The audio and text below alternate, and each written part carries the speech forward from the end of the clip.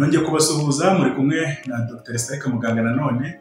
Uyu munsi tugiye kuvuga ku ndwara zishobora kwibasira uruhinja rukivuka. Umumama wese wabyaye azi uburyo kurwaza umwana w'uruhinja bihangayikisha.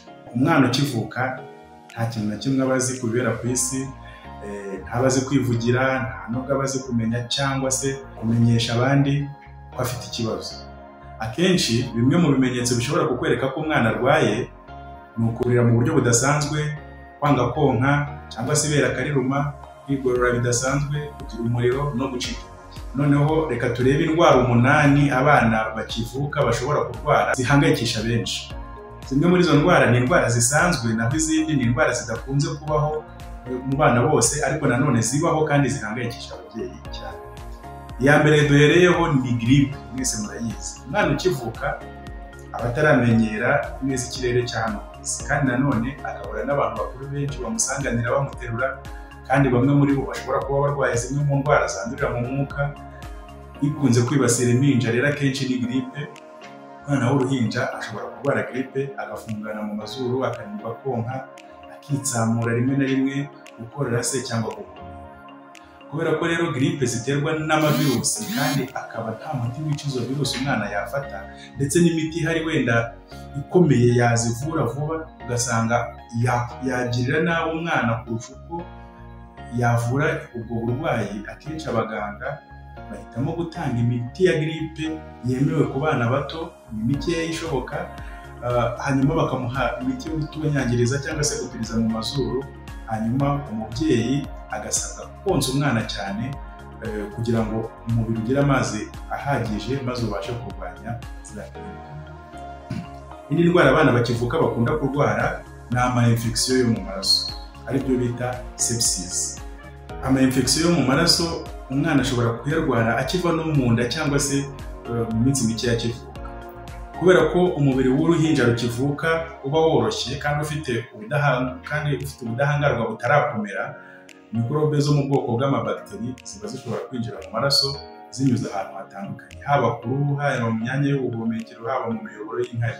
Hariho hose mikorobe zishobora gutoborera zikinjira mu maraso, zishobora gutera infection mu maraso. Ama-infection ku ruhinja arangwa n'umuriro mwinshi no gucika intege bikabije, umwana akananirwa konka no gukina uko bisanzwe. Iyo kwa muganga basanze umwana wawe afite ama-infection, bamuha imiti yo mu bwoko bw'amantibiyotike, bakareba imiti utagira icyo utwara uruhinja, ariko nanone wabasha kumukura ayo ma-infection. Indwara ya gatatu umwana w'uruhinja ashobora kurwara harimo indwara z'uruhu. Ubwo ni ukuvuga mu ndwara z'uruhu hakubiyemo kubabuka, kugira uduhere ku ruhu, utubyimba duto duto, gusesa ibimeze nk'amahumane ku ruhu n'ibindi. Kubera ko uruhu rw'umwana ukivuka ruba rutaramenyera ibintu bitandukanye bishobora kurwangiza, umwana ashobora kurwara uduheri, utubyimba se, cyangwa se izindi ndwara z'uruhu ziterwa n'utu-infection two mu bwoko bita ama-staphylocoque. Staphylocoque nizo zitera utwinshi mu duheri tuzamo amashyira. Hari rero n'uduheri dushobora kuza ku mubiri w'uruhinja bitewe no kubabuka amayasha, wenda yambaye pampa igihe kinini cyangwa se mu gihe cy'ubushyuhe. Hakaba noneho n'uduheri dushobora kuza ku ruhu rw'umwana kubera ubwuvumbure bw'umubiri, aribyo bita allergie. Ageze mu kirere gishya, hari allergie ku myenda aryamamo se, hari n'igihe ubushyuhe ubwabwo bushobora kumutera utwo. Byinshi mu bibazo by'uruhu rw'umwana ukivuka hari igihe bivurwa n'abaganga basanzwe b'abageneraliste, keretse igihe binaniranye cyangwa se bikabije cyangwa se bitinze. Icyo gihe umubyeyi ashobora guhitamo kujya kureba inzobere mu ndwara z'uruhu cyangwa se umudermatologe kugira ngo avure ibyo bibazo, ariko ibyinshi bishobora gukemurwa n'abaganga basanzwe. Indi ndwara abana benshi bakivuka bakunda kurwara ni icyo bita icyo mu nda. Icyo mu nda ni ukuvuga intestinal colic cyangwa se abdominal colic, ni ukuvuga kubabara mu nda ku ruhinja. Bikaba biterwa n'uko amara y'uruhinja aba ataramenyera kugogora amashereka hamwe n'ibindi umwana atangira gushyira mu nda ageze ku isi. Umwana buriya ari mu nda anywa amazi amukikije, akagera mu mara, amara akayanyunyuza akajya mu maraso, impyiko nazo zikayayungurura akayanyara, bigakomeza bikora cycle gutyo. Ariko ubusanzwe umwana ukiri mu nda aranywa akanyara ariko ntiyituma. biriya bintu by'icyatsi umwana yituma akivuka aribyo bita meconium, niwo musarani we wa mbere aba yitumye mu buzima bwe. Birumvikana rero ko amara ye aba ataramenyera, bityo iyo atangiye konka n'amara agatangira kugogora, rimwe na rimwe bishobora kumugwa nabi, aribyo abanyarwanda bita cy'umuntu. Hari imiti itandukanye yo kwa muganga abahanga bemeza ko ishobora kugabanya icy'umunda, ni ukuvuga colique intestinale, nubwo bitazwi neza niba hari ingaruka yagira ku mwana, ariko hari imiti yo muri farumasi ishobora gukoreshwa kandi ishobora kubigabanya, nubwo ubundi kumenyera k'umubiri ubwabyo nibyo biba bizatuma nyuma y'igihe bya bintu byikiza. Indi ndwara rero ishobora kwibasira impinja ni constipation cyangwa se kunanirwa kwituma. Kubera ko uruhinja, imikaya yo mu nda y'umwana w'uruhinja iba itarakomera, uburyo kuyirega ngo umwana yikanire bishobora kumutwara igihe ngo amenye kubikora neza ku buryo asunika umwanda ugasohoka. Umwana w'uruhinja uko agenda amara iminsi agenda arushaho kwiga gukontorora no gukoresha ibice bye by'umubiri hakubiyemo n'imikaya yo mu nda, kandi akarushaho kumenya kuyikoresha igihe yikanira ngo yitume. Igihe atarabimenya neza rero ashobora kunanirwa kwituma burundu, akaba yanamara umunsi umwe, 2, 3 se atarabasha kwituma. Iyo bigenze bityo umwana abura amahwemo, akadaka akabyimba, akarira, akananirwa gusinzira n'ibindi, ku buryo umubyeyi we abangamirwa bidasanzwe. Akenshi rero uburyo bwiza bwo kuvura iyi constipation ku ruhinja ni ukumuha utunini bacisha mu kibuno kugira ngo abashe kwituma. Aka kanini ugakoresha igihe cyose ubona umwana yikanira bikanga burundu, kandi ugakomeza kugakoresha kuzageza igihe ya mikaya yo mu nda imaze kugira ingufu ku buryo we ubwe abasha kwisunikira umwanda bikemera. Akenshi bitwara nk'ukwezi kumwe cyangwa amezi 2 umwana akaba amaze kumenyera kwituma yikanira ubwe nta kinini gikoresheje. Ibindi rero bishobora gufasha umwana hagati aho iyo yarwaye constipation, nuko nyina anywa amazi menshi, akarya imboga nyinshi, kuko iyo nyina arimo kurya ibintu bishobora kumurinda constipation n'umwana yonka ya mashereka arimo bya bintu birinda constipation, bigatuma ishobora kugabanuka. Indi ndwara rero tugezeho ikunda kwibasira impinja zikivuka ni ibibyimba birimo amashyira. Nk'uko twabibonye, uruhu rw'umwana ukivuka ruba rutaragira ubudahangarwa bubasha gutangira mikorobe zose zinjiye zinyuze ku ruhu. Niyo mpamvu rimwe na rimwe za mikorobe zo mu bwoko bwo bita staphylococcus zishobora kwikusanyiriza ahantu hamwe munsi y'uruhu, maze zigakora ikibyimba kirimo amashyira. Ibibyimba birimo amashyira ku ruhinja bishobora kuza ahariho hose, ariko akenshi bikunze kuza ku mabere. Ntibizagutangaza kubona umwana w'uruhinja arwaye ikibyimba ku ibere, ikibyimba kirimo amashyira, ugasanga umwana w'uruhinja afite ikibyimba ku ibere rimwe cyangwa se ku mabere yombi.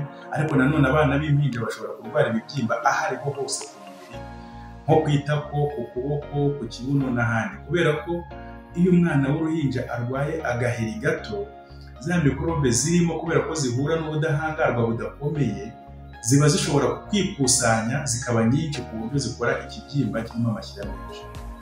Iyo umwana wawe rero afite igice runaka ku ruhu rwe cyabyimbye, uruhu rugahindura ibara kandi hagasa n'ahakomeye, ubundi bigatangira kumutera umuriro no kumubabaza cyane, akenshi biba ari ikibyimba cyangwa se abse.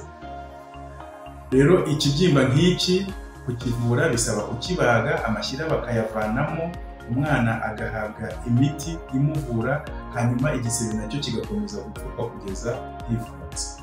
Iyo bitagenze bityo, za mikorobe zateye cya kibyimba zishobora gukomeza gukwirakwira, zikaba zakwangiza n'ukuboko kose cyangwa ukuguru kose cyangwa se n'agatuza niba ari nk'ikibyimba cyo mu ibere, bikaba byagera.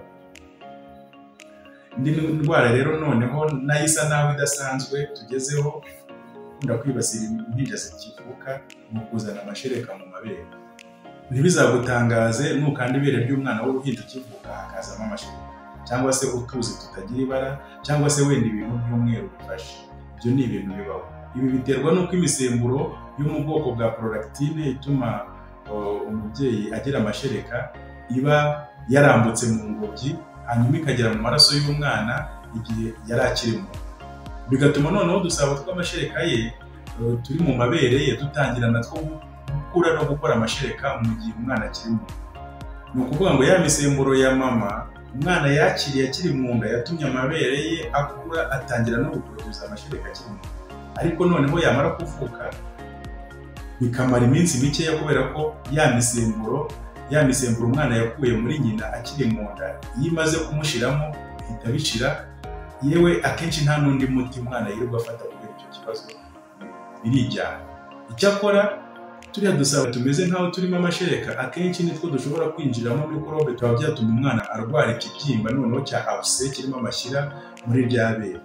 Bisobanura ngo niba ubonye umwana wawe ari kuzana amashereka, byihorere wikwiriye gukandakanda kugira ngo hatagira izindi mikorobe zinjiramo zikamutera ibibazo bikomeye, ahubwo byihorere, akenshi biba bizikiza mu byumweru bike rwose. Indwara ya 8 noneho nayo ifitanye isano n'iriya tumaze kuvuga yo kuzana amashereka mu mabere, noneho yo ni ukuzana ururenda mu gitsina ku mwana w'uruhinja w'umukobwa. Hari igihe umwana w'umukobwa ukivuka ashobora kuzana ibimeze nk'ururenda rw'umweru cyangwa amaraso mu gitsina. Ibyo twagereranya n'imihango ku ruhinja rukivuka. Ni ibintu bibaho rwose. Nk'uko twabibonye, hari imisemburo igenga iby'ukwezi bw'umugore, ari nayo ituma umugore ajya mu mihango, ishobora kwambuka ikanyura mu ngobyi ikagera mu maraso y'umwana ukiri mu nda. Ya misemburo rero ya nyina ishobora gutuma nyababyeyi y'umwana iba ikiri ntoya cyane itangira gusekreta ibintu bishobora gusohoka nyuma yo kuvuka.